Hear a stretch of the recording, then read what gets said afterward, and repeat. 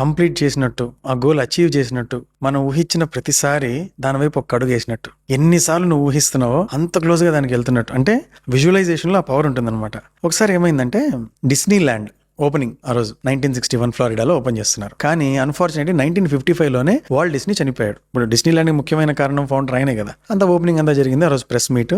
అప్పుడు world Disney వాళ్ళ cousin ఒక ఆయన ఈయన తరపున ఉన్నాడు. పాపం ఆయన లేరు కదా అని ప్రెస్ మీట్ లో వాళ్ళు క్వశ్చన్ అడిగారు. ఈ రోజు వరల్డ్ డిస్నీ గారు లేరు కదా, ఈ ఓపెనింగ్ ఇదంతా చూస్తుంటే పాపం చాలా సంతోషపడేవాళ్ళు కదా అని అన్నారు. అంటే ఆ కజిన్ ఆయన చూశారు కాబట్టి మనందరం చూస్తున్నాం. అంటే దానికి అర్థం ఏంటంటే ఆయన విజువలైజేషన్ లో డిస్నీ ల్యాండ్ ఇలా ఉండాలి, ఒక డ్రీమ్ ప్రాజెక్ట్ లాగా బతికి దాన్ని విజువలైజ్ చేసి ఆయన ఎప్పుడో చూస్తాడు దాన్ని ఫార్మాలిటీ ఓపెన్ చేసి రిబ్బన్ కటింగ్ చేస్తే ఆ రోజు మనందరం చూస్తున్నాం. వరల్డ్ డిస్నీ అని ఆయన అలా చూశాడు కాబట్టి ఇవాళ మనందరం చూస్తున్నాం అని చెప్పాడు అతను. సో విజువలైజేషన్ లో మనం ఎంత క్లియర్ గా, ఎంత వివిడ్ గా, డిస్క్రీట్ గా ఊహించామనుకో, more the clarity, more the chances to reach your goal. So అంత క్లియర్ గా విజువలైజేషన్ ఉండాలి. ఫర్ సపోజ్ నీకు కార్ కావాలి. ఏం కారు? Benz car. డీజిలా, పెట్రోలా? పెట్రోలే. ఫ్రంట్ వీల్ డ్రైవా, బ్యాక్ వీల్ డ్రైవా? ఏమో తెలియదండి, తెలుసుకోండి. ఏ కలర్?